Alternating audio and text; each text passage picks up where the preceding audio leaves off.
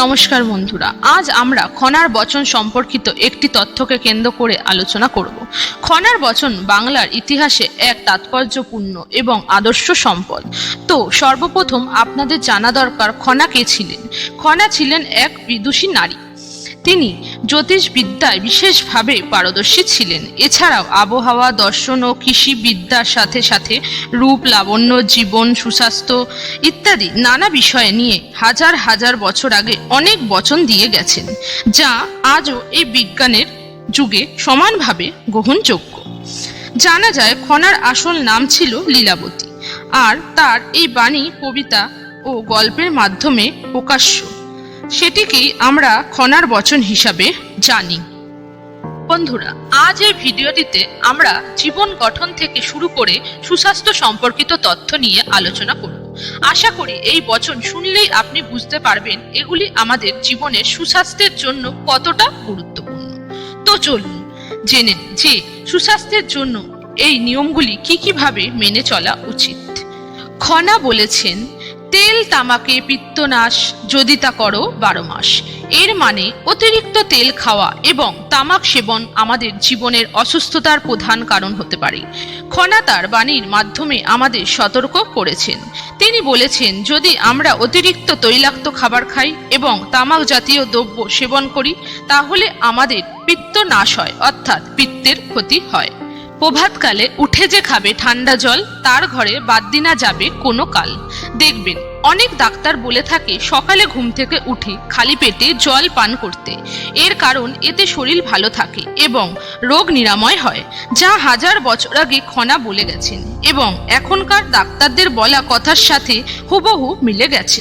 ভোরের হাওয়া লাখ টাকা দেওয়া, প্রায় 1000 বছর আগে বলা এই কথাটি এখন প্রতিটি ঘরে ঘরে গ্রহণযোগ্য।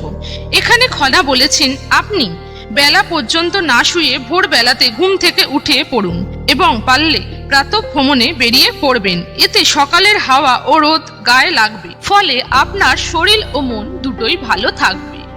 12 মাসে 12 ফল, না খেলে রসাতল। এর অর্থ হলো প্রতিদিন খাওয়ার পাশাপাশি 12 মাসের ফল খেতে হয়। খনার বচন অনুযায়ী স্বাস্থ্যের উন্নতির জন্য প্রতিটি ঋতুতে আলাদা আলাদা ফল পাওয়া যায়, তা অবশ্যই আমাদের খাওয়া দরকার।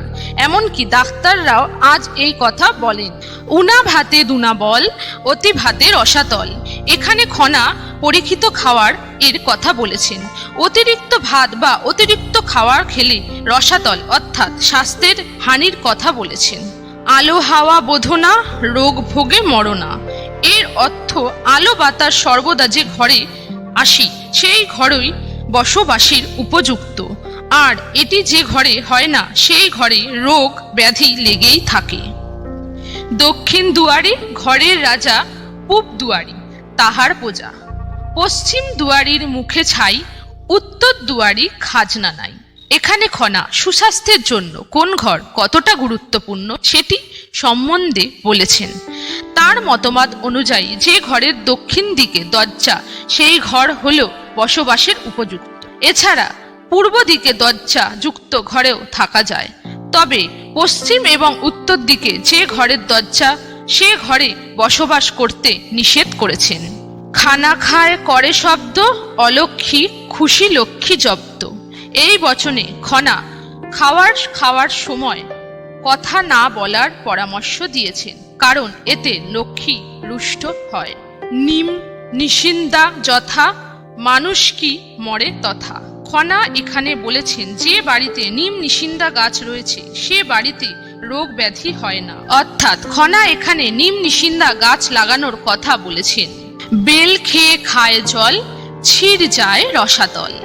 এখানে খনা কৃমি নাশ কিভাবে হয় সেই কথাটি বলেছেন। ঝির কথাটির অর্থ হলো কৃমি। বেল খেয়ে জল খেলে কৃমি নাশ করে, অর্থাৎ কৃমি হয় না। ফল খেয়ে জল খায়, জম বলে আয় আয়। খনা বলেছেন ফল খেয়ে কখনোই জল খেতে নেই। যারা ফল খেয়ে জল খান তারা দীর্ঘায়ু হন না। এখানে জম অর্থাৎ মৃত্যুর কথা বোঝানো হয়েছে। রাধে রাধে। ভিডিওটি ভালো লাগলে অবশ্যই একটি লাইক দিয়ে দেবেন এবং এইরকম আরো ভিডিও পাওয়ার জন্য চ্যানেলটিকে অবশ্যই সাবস্ক্রাইব করে দেবেন। রাধে রাধে।